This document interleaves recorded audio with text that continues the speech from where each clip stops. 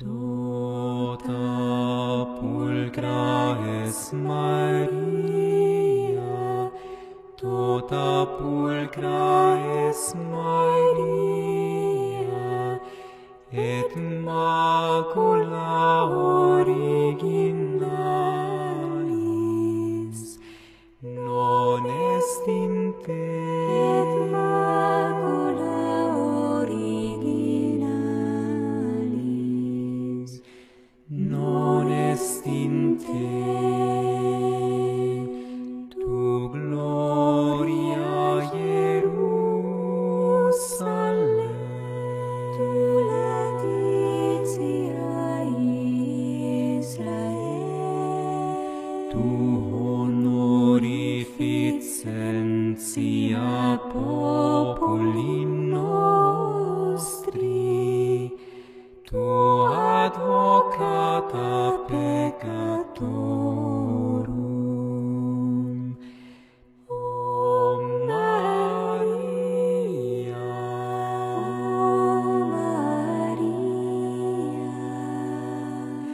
Virgo prudentissima, Mater clementissima,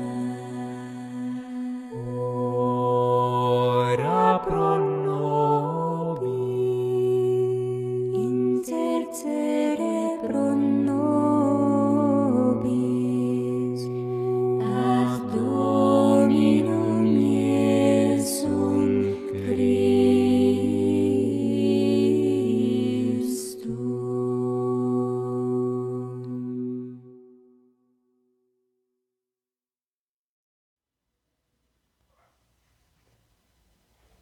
O grande tratado de alquimia. Ou a natureza desvendada. A hora catena Homeri. Neste livro se demonstra como e de que as coisas nascem, conservam-se, destroem-se e reduzem-se de novo à essência primordial. Tradução Ivone C. Benedetti. Editora Martins Fontes. Canal Lê Conde. Caros ouvintes, caso gostem do que aqui é lido, por favor, adquiram o livro. E caso gostem do meu trabalho, por favor, venham auxiliá-lo. Isso é possível via Pix, Apoia-se, Vaquinha. Também comprando livros que chegam até mim pela lista da Amazon. Os links estão no descritivo. Assim como é possível curtir, compartilhar, comentar, gerar engajamento no canal para que esse conteúdo seja disseminado, ofertado a mais pessoas e esse conhecimento chegue mais longe. Assim como o meu trabalho seja ampliado. Inscrevam-se. E a todos uma boa escuta. Muito obrigada pela presença. Estamos na segunda parte, capítulo 8 da análise dos vegetais.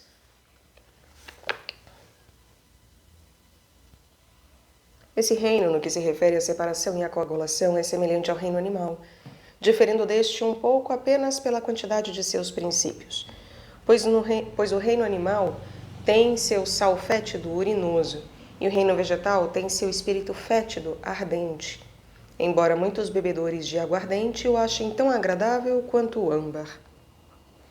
Os sujeitos desse reino diferem também entre si, como os do reino animal, pois há sujeitos moles e suculentos, tais como folhas, caules, raízes, frutos, suco, goma, resina, óleo, semente, e sujeitos duros e secos, tais como caules, raízes, madeira e semente.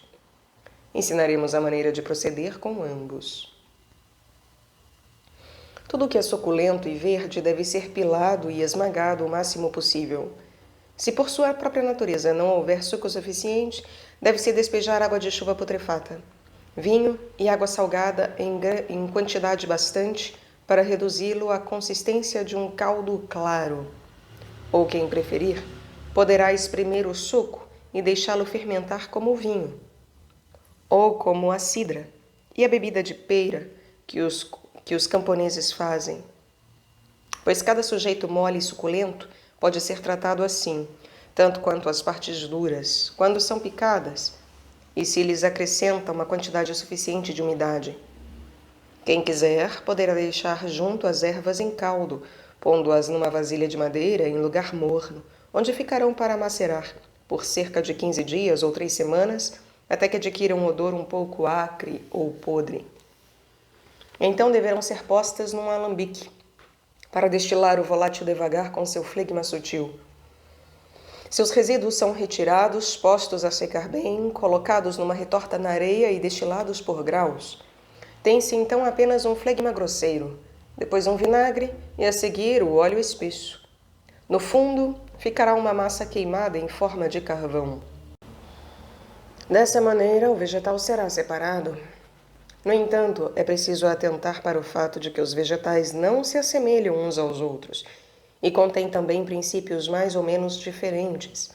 Uns contêm muito volátil e outros mais vinagre, conforme tenham especificado em si mais semente universal e a tenham coagulado e fixado. Sua virtude e força também estão repartidas segundo esses princípios, e é preciso calculá-las e aplicá-las proporcionalmente. Uma erva aromática que tenha muito volátil tem força para restaurar e curar o espírito natural volátil ou animal, e mesmo o metal. Embora isso nem sempre dependa do bom odor exterior, mas muito mais do interior, que destilado pela arquê, restaura e cura muito depressa os membros atacados. Se tiver muito ácido, a erva é específica para curar as partes mais sólidas, tais como os músculos, os tendões, os ossos, as cartilagens, etc. O mesmo ocorre com o óleo. Quanto mais espessas forem as partes essenciais, mais elas confortarão as partes mais espessas e coaguladas do corpo, ou as destruirão, de acordo com sua aplicação.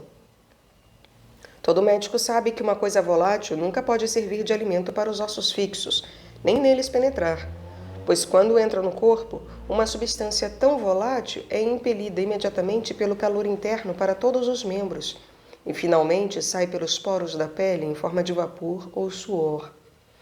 Um ácido não se dissipa tão facilmente. Ele age pela urina ou pelas fezes, ou, na maioria das vezes, produz um suor grosseiro. Acaso não se vê que quando uma pessoa extremamente melancólica respira um bom odor, ela sente no mesmo momento grande alívio e a restauração de seu coração aflito?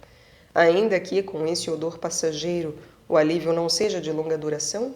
Sobretudo se a aflição provier de alguns crimes enormes que ela possa ter cometido, ou se ela estiver atormentada pelo grande número de suas dívidas, ou pela má sorte. No entanto, ela afirmará que o odor é agradável a seu coração e a seu espírito. Se, ao contrário, por maldade a fizerem sentir algum mau cheiro, na mesma hora ela se tornará mais triste, mais aflita, mais doente e mais colérica. Assim também um espírito quente de uma erva ou de um animal aquece o frio melancólico, e um espírito frio narcótico ou anódino refresca um bilioso. Quando o vegetal é assim separado, sua conjunção deve ser feita na mesma ordem e da mesma maneira como ensinamos, ao tratarmos da água de chuva e do reino animal. Pode-se operar da mesma maneira com todas as coisas, segundo as vias, os procedimentos e os métodos que indicamos acima. Para evitar a prolixidade, não os repetiremos aqui. Contudo, devo regalar aos aprendizes da química com mais uma manipulação. Grande número de químicos se atormentou para encontrar o sal volátil de um vegetal sem sucesso, embora a coisa seja muito fácil. Com efeito, se uma erva for deixada a macerar e putrefazer até que se formem vermes, o que logo ocorrerá, ao se ver esse sinal, bastará destilá-la no alambique alto, em banho-maria, e subirá um espírito animal urinoso. E o sal volátil se prenderá ao capitel, o que é prova evidente de que o vegetal se tornou animal e de que o reino animal está cheio de sal volátil. Que o leitor anote bem o seguinte: com suas especulações, ele encontrará muitas outras coisas que, para serem procuradas e encontradas, lhe causariam longos e inúteis tormentos. Os vegetais mais duros, tais como as ervas e as raízes lenhosas, as madeiras, etc., são tratados como as partes ósseas dos animais. São ralados, limados, serrados, pilados e esmagados ao máximo possível, despejando-se por cima água de chuva apodrecida, vinho, água salgada ou nitrosa, e ficando a macerar ou a cozer até que se tornem moles e como que cozidos. Em seguida, são deixados a putrefazer-se, ou então, depois de picados, são destilados numa retorta, como ensinamos ao tratarmos dos animais. Depois de separadas, as partes são reunidas conforme dissemos. Quando a madeira é destilada sem ter sido putrefeita, não há produção de volátil, assim como os animais, etc. Correndo o risco de enfadar o leitor, direi mais uma vez que água de chuva ou de neve, etc., é um volátil homogêneo com todos os indivíduos do mundo inteiro e que podem ser utilizadas para todas as coisas que não tenham homogêneo. Do mesmo modo, se o leitor estiver trabalhando com um sujeito que não tenha ácido ou álcali bastante, bastar-lhe-á usar o salitre ou seu espírito. O álcali o substitui pelo sal e por seu espírito alcalino. Mas, se achar que o nitro ou o sal é forte ou corrosivo demais, bastar-lhe-á separar da água de chuva por destilação todo o volátil e o flegma e destilar os resíduos. Após a reverberação, encontrará o álcali. Dessa maneira, obterá tudo de que pode precisar. O artífice deve notar que um sujeito universal se especifica em todos os indivíduos. Por exemplo, supondo-se que eu não tenha volátil, mas apenas um vinagre, um óleo e um álcali, bastar-me-á então acrescentar o volátil de água de chuva, como um universal. Ele se especificará com os outros princípios e assumirá a mesma qualidade e especificação do ácido ao qual foi acrescentado, pois o axioma diz: a denominação provém do mais poderoso. A potiori fiti denominatio. Ora, o ácido, o óleo e o álcali estão em maior quantidade. Por conseguinte, eles podem dominar facilmente o volátil e transmudá-lo em sua natureza. Da mesma maneira, se na natureza das coisas existisse um sujeito puramente volátil, e se não encontrássemos no mesmo reino um vinagre ou um álcali homogêneo para fixar esse volátil e concentrá-lo numa pedra, bastaria que nos voltássemos para os universais, ou seja, para a água de chuva ou de neve, ou para o nitro e o sal. Eles ganharão facilmente a especificação do volátil ao qual os acrescentarmos, e atuarão segundo a qualidade e a destinação deste. Todos podem ver que, tão logo nascem, os sujeitos universais como o orvalho, a chuva, a neve, etc., se especificam quando, ao caírem, se prendem às criaturas animais, vegetais e minerais e se transformam nelas. Bastará cozer um vegetal, um animal ou um mineral com salitre e sal, seja um líquido ou a seco, e ver-se-á, em primeiro lugar, o nitro e o sal participar da qualidade deles. Contudo, não é necessário recorrer aos universais, pois Deus deu a cada reino um sujeito principal, que encerra em si, geralmente, todos os sujeitos ou indivíduos do mesmo reino, e cujos princípios podem substituir os que lhes faltam, ou fazer às vezes de seu próprio volátil ácido e álcali. Tais são no reino animal o homem e a mulher, com todas as suas partes: a urina, as matérias fecais, a carne, a pele, os ossos, etc. No reino vegetal, o vinho, o trigo, o frumento. No reino mineral, o salitre e o sal.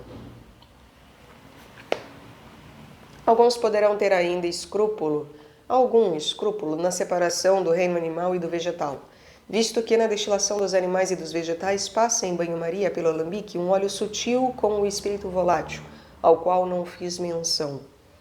Mas eu disse acima que, quanto mais aberta e sutilizada é uma coisa, mais ela se torna volátil. O que é um espírito ardente, senão um óleo extremamente diluído, ou um salitre extremamente volatilizado e resolvido numa semente de nitro ardente? Não terei eu provado até enfadar que o volátil e o fixo, o ácido e o álcali, não são de modo algum distintos em razão de sua essência, mas apenas por acidente, conforme um ou outro se tenha tornado mais volátil ou mais fixo? E por preferência a essas formas acidentais, que lhes damos uma denominação distinta, e não relativamente à sua matéria, em razão da qual são todos uma mesma coisa e universais. Não se deve ter escrúpulos em relação a isso, Mesmo que o óleo volátil subisse já no começo, bastaria jogá-lo de novo na conjunção sobre a parte fixa para retificá-la por meio dele e coagulá-la. Escrúpulos dessa natureza impediriam vários artífices de penetrarem a fundo, porque eles imaginariam que, necessariamente, se tratava de um heterogêneo, ou mesmo de uma parte rejeitada pela natureza. Dessa maneira, rejeitaram o melhor e ficaram com a lama, como fazem os destiladores de aguardente, que ficam com o espírito do vinho e dão aos porcos as partes restantes, que são as melhores e mais abundantes.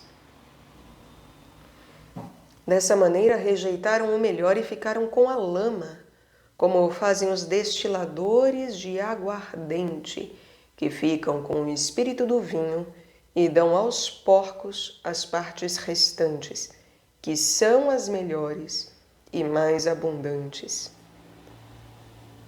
Mas eu vos digo também que tudo o que a natureza compôs, veneno e teriaga, ou teriaga, é bom. Tudo o que a natureza compôs, veneno ou teriaga, é bom. O artífice pode sempre fazer do veneno uma teriaga, pois basta amadurecê-lo e fixá-lo. Todos sabem que os venenos minerais, vegetais ou animais são quase todos voláteis, crus e não maduros, e que quando são fixados, deixam de ser venenos e se tornam um antídoto ou um preservativo contra o veneno. Por conseguinte, se a natureza começou alguma coisa e a deixou imperfeita, é preciso que o homem acabe de aperfeiçoá-la, para ter oportunidade de contemplar e admirar as obras de Deus, que são tão diversas e maravilhosas, e para agradecer-lhe a faculdade de conhecê-las e de se elevar por elas até seu autor. Terminemos aqui este capítulo, e voltemo-nos para o reino mineral, que é o principal objeto das pesquisas dos químicos.